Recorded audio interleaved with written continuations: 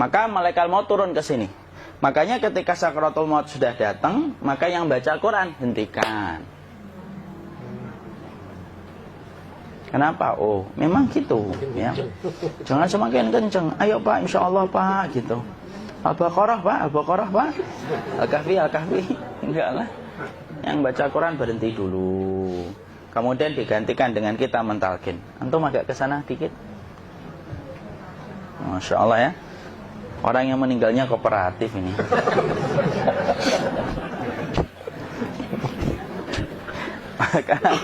maka agak kesini ya. Maka disunahkan kita untuk mentalkinnya. Nanti ketika mentalkin jangan terlalu sering, jangan terlalu membebani. Jangan terlalu sering itu la ilaha illallah, la ilaha illallah. Tidak gitulah. Berat nanti dia ngerasakan. Di situ Imam Qurtubi juga menyampaikan, jangan terlalu sering karena itu memberatkan dadanya. Jadi ketika mentalkin saya sampaikan, boleh diganti atau enggak Ustaz? Enggaklah, talkin itu ibadah. Ibadah itu tauqifiyah. Tauqifiyah itu enggak usah diganti. Karena Rasulullah mengatakan lakinu ala mautakum la ilaha illallah. Talkin orang yang meninggal di antara kalian dengan la ilaha illallah. Enggak usah diganti Allah Ustaz yang lebih singkat, lebih pendek. Tidak usah. Subhanallah Ustaz, tidak usah. Kenapa?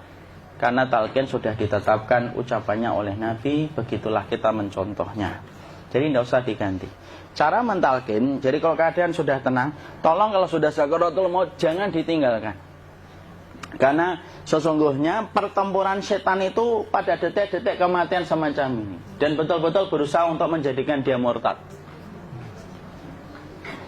Nanti makanya di situ di buku nanti dibahas kan, pertempuran setan itu sampai detik-detik orang mau mati itu sudah ayo kufur, murtad aja tuh, kamu sakit kan? Nah, itu kayak gitu. Makanya jangan ditinggal. Capek gitu kok nggak meninggal gitu ya. Udah gantian mas. Dan jangan kemudian meninggalkannya. Mangkat dulu gitu. Tidaklah, janganlah. Terus ditampingi terus.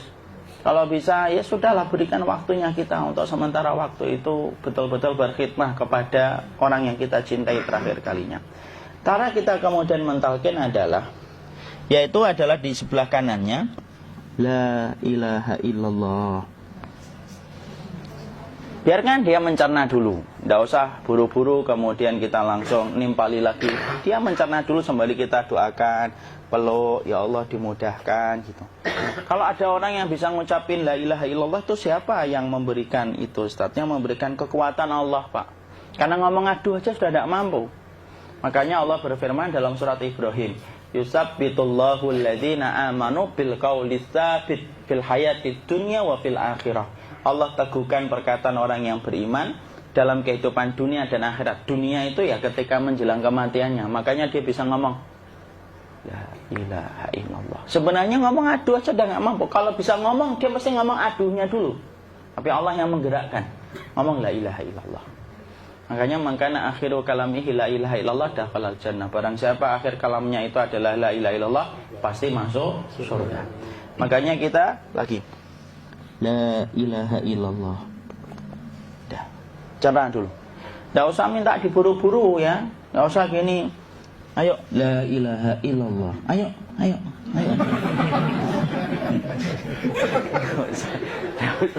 Enggak usah gitu. Ya, biarkan dia pelan-pelan gitu. Ayo tapak, ya Allah capek saya Pak. Enggak usah gitu. Dia ucapkan la ilaha illallah. Kemudian dia mencerna. Lalu kalau dia sudah mengatakan, untuk mengatakan la ilaha illallah. Nah, kalau sudah mengatakan la ilaha illallah, berarti sudah. Tidak usah ditalkin lagi, tidak usah. Belum meninggal juga Ustaz? Tidak apa-apa, biarin aja. Dia di situ aja. Kecuali dia ngomong lagi dan gak usah diajak ngomong alhamdulillah ya Pak, ya Allah gitu. Terus dia jawab alhamdulillah ya. Itu berarti ucapan terakhirnya alhamdulillah. Atau ketika habis ditalkin la ilaha illallah, dia ngelihat air. Nah itu berarti ucapan terakhirnya air. Talkin lagi, nggak usah marah. Aduh Pak minta air. Mau minta air nanti aja dikubur gitu loh. Jangan gitu. Biarin aja, jangan kemudian setelah la ilaha illallah La ilaha illallah. Terus, ayo tutup, awas ya ngomong lagi ya. Nggak bisa gitu juga. Maka kemudian setelah la ilaha illallah sudah, nggak usah diajak ngomong gitu. Terus kemudian nggak usah ada anaknya perempuan, ya Allah Pak, sudah bisa ngomong la ilaha illallah, usah gitu. Cukup dalam hati alhamdulillah gitu. Diam kita dengerin gitu. Disitulah nanti biasanya detik-detik dia terakhir. Dia nanti ngeliat di sini Pak, prosesnya itu nanti kaki langsung sebagian jempol dingin dia.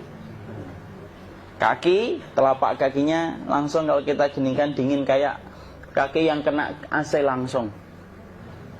Kemudian dia langsung ningkup gini, dikit dia, mulai kaku dia. Atau kalau enggak, gini dia. Langsung kayak jatuh, kayak kepala nanti yang paling terakhir. Kepala itu pasti ada gerakannya Pak, ini meninggal itu. Pasti gitu. Pasti gitu. Karena apa? Sudah tidak ada beban ruh yang menahannya. Ya, cabut ya, set pelan, maka kemudian malaikat itu. Tapi tetap sakit lah, walaupun dikatakan ringan, tetap sakit. Maka kemudian sakit gitu, ngelewatin sini, jantung kemudian sudah tidak berfungsi, kemudian ginjal Pak, ngelewatin ginjal tidak berfungsi. Bapak bayangkan kan, kalau yang pernah sakit batu ginjal Pak, sepakat nggak kalau kita batu ginjal itu sakitnya luar biasa Pak? Itu baru titik batu kecil di ginjal. Kita bisa bayangkan tiba-tiba ginjal tidak berfungsi, sakitnya kayak apa Pak? Tiba-tiba ginjal nggak berfungsi, pankreas naik, kemudian tek jantung. Jantung ini dia masih hidup dia, di sininya masih hidup walaupun jantungnya sudah berhenti. Naik, kemudian mata dia ngelewatin mata. Organ tubuh yang paling setia sama ruh itu mata. Maka kemudian mata dia ngelihat dia, set. Ngelihat set keluarnya, set naik dia. Ya dilihat ini sama dia. Makanya Rasulullah mengatakan innar ruha idza qubida tabi'ahul basar. Ruh itu kalau dicabut, mata itu ngikutin kemana perjalanan ruh itu. Makanya ada yang meninggalnya gini. Ya itu bukan tanda su'ul khatimah, itu tanda fitrahnya mata ngikutin ruh. Atau kemudian bukanya sedikit. Ada yang kayak senyum Pak, ada yang kesini yang keringetan, nah itu tanda husnul khatimah. Ada yang senyum. Jadi sakitnya setelah selesai itu plong gitu loh. Makanya kemudian ada yang tersenyum. Maka itu tanda. Kalau kita ngelihat orang yang membuka mata kayak gini, tidak usah takut. Cepat-cepat kemudian kita nanti tutup. Biasanya kalau terlalu lama, itulah yang menjadikan ini tidak bisa ditutup. Makanya harus pakai kapas akhirnya. Karena apa? Karena pas meninggal nggak langsung ditutup. Biasanya karena perawat takut, dokternya juga nggak tahu itu, dibiarin itu. Makanya ada beberapa mata yang ditutup pakai tensoplas kan? Sebenarnya kalau langsung bisa nutup dia, fitrahnya nutup mata itu. Jadi kemudian kita baca Allahumma firlahu warhamhu wa'afihi wa'fuanhu atau bismillah wassalatu wassalamu ala rasulillah, tutup. Bismillah. Tidak usah takut. Kecuali buka lagi ya, ini baru kita kabur. Buka lagi Pak, Insya Allah Pak, ya Allah ya kita kabur bareng-bareng Pak. Diusap Pak. Diusap ini enggak disenggol gini enggak. Begini kan sudah meninggal dunia. Tangan boleh begini, boleh diluruskan, tidak ada ketentuannya. Boleh gini, boleh kemudian lurus. Tidak usah disalahin kalau ada yang lurus. Lu itu tangannya gimana sih? Posisikan kayak sholat. Tidak ada perintah kayak gitu. Jadi kemudian dikondisikan saja. Terus maka kemudian dipijit-pijit, akiknya dikeluarin. Kemudian jamnya dilepas, gigi palsunya dilepas kalau ada, ya. Kemudian apa setelah itu? Coba buku.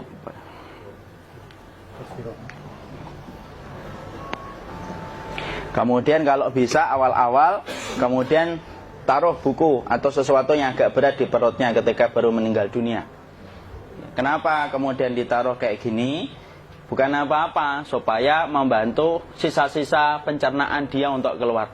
Nanti Pak, biasanya kalau kita taruh agak yang berat gini, atau kemudian kita gini-gini kan, ini udah makan belum Maki? Udah makan belum makan kok udah gede ya? Maka pencet-pencet kayak gini, biasanya nanti ketika dimandikan, nah pas dimandikan diginikan saja. Aduh. Nah ini dia sudah keluar di belakang, dia gini. Terus nanti keluar dia. Nah ini keluar langsung di belakangnya. Dan memperlakukan orang kalau sudah meninggal dunia itu yang lembut gitu. Kenapa? Inna kasra admil mayyiti kakasri admil hayyi. Mematahkan tulangnya ketika orang sudah meninggal dunia itu lebih dia rasakan sakit ketika mati daripada ketika masih hidup.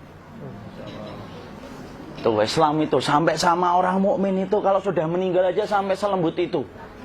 Kok hidup kasar itu kebangetan dia jadi orang itu. Mau sampai orang mati itu kemudian disuruh yang lembut, kalau ada aib disuruh nutup, tidak boleh diceritain. Misalkan di belakangnya beliau ini ada tompel, gagah-gagah tompelnya gede gitu, tidak boleh cerita. Masya Allah loh, sampai segitunya sunnah itu ngajarin kita untuk nutup aib.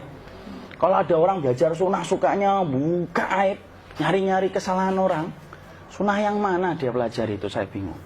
Makanya kemudian gini, setelah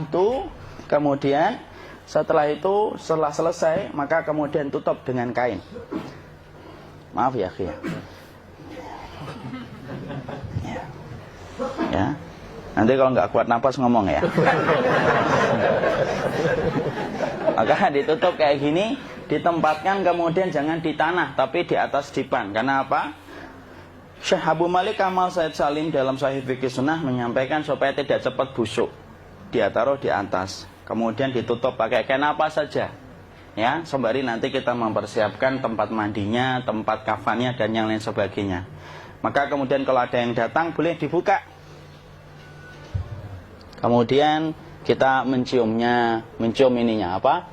Kemudian keningnya. Kemudian kita berdoa, nutup lagi kayak Rasulullah ditutup. Kemudian yang datang terakhir itu salah satunya Abu Bakar. Dibuka kemudian beliau, ya Allah ya Rasulullah, engkau adalah orang yang percaya hidup dan matimu, dan tidak mungkin Allah itu mematikan engkau 2 kali ya Rasulullah. Maka kemudian ditutup kembali. Saat itu para sahabat dalam keadaan mendung semuanya. Maka disitulah kita lakukan kayak gini. Ditutup gini Ustaz ya. Kasihan tidak bisa nafas, insya Allah tidak butuh nafas lagi. Jadi kemudian kita semacam ini kita persiapkan apa yang bisa kita lakukan. Nah itulah proses kematian dari sakit sakaratul maut sampai kematian.